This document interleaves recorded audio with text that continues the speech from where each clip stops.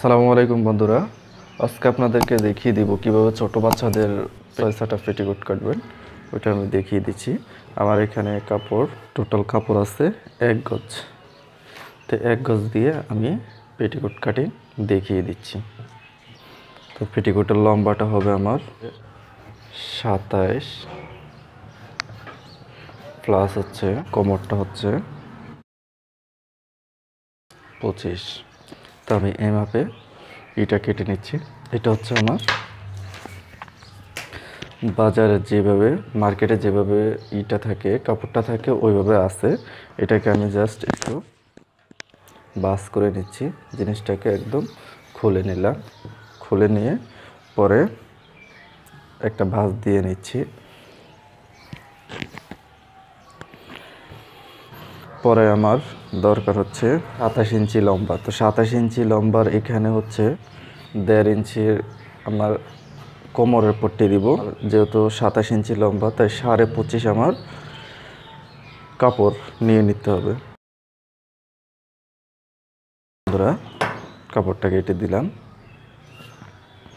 এখন এখানে আমার যে কাপড়টা আছে এটা থেকে আমি কোমরের পট্টি নিয়ে নিব। আর এই যে এই কাপড়টাকে আমি সমানভাবে এভাবে রাখবো। এটা এখন 4 পাটে 2 পিস। তো 4 পাটে 2 পিস রে আমি কোণাভাবে কেটে দেব। এই কোণাটা হচ্ছে যেহেতু আমার কোমরটা হচ্ছে 25 ইঞ্চি, 25 রে 8 ভাগ করব। 3.1।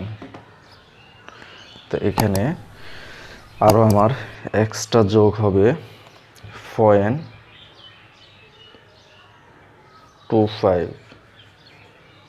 এখানে আমার টোটাল হচ্ছে 3.35। এটা দাঁড়ালো হচ্ছে 3 ইঞ্চি, 3.5 সুতার মতো আর কি। আমরা জিনিসটাকে লেভেল করার জন্য 3.5 ইঞ্চি নিয়ে নেব। তো আমরা এমনিতে আমাদের হিসাব আসে হচ্ছে 3.35। আর এই দিকেও 3.5 ইঞ্চি দিয়ে দিচ্ছি।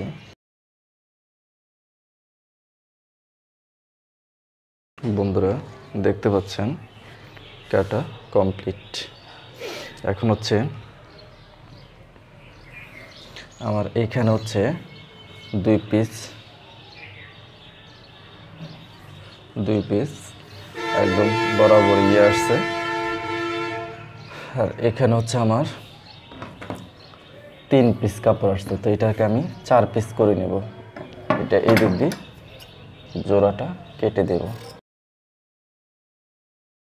পরে এই 2 পিস এক পিসের সাথে আর এই 2 পিস এক পিসের সাথে আমি জয়েন দিয়ে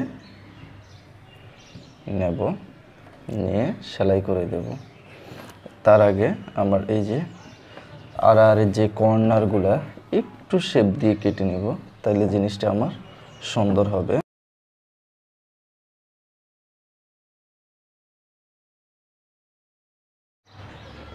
এখানে আর হচ্ছে যেহেতু আমি 1.5 ইঞ্চি বাদ দিছি তাহলে 3 ইঞ্চির একটা পট্টি নিয়ে নিলাম।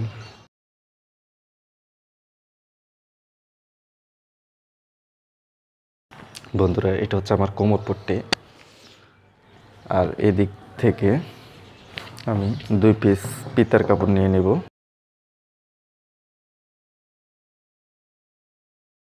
বন্ধুরা, আমার পেটিকোট কাটা কমপ্লিট।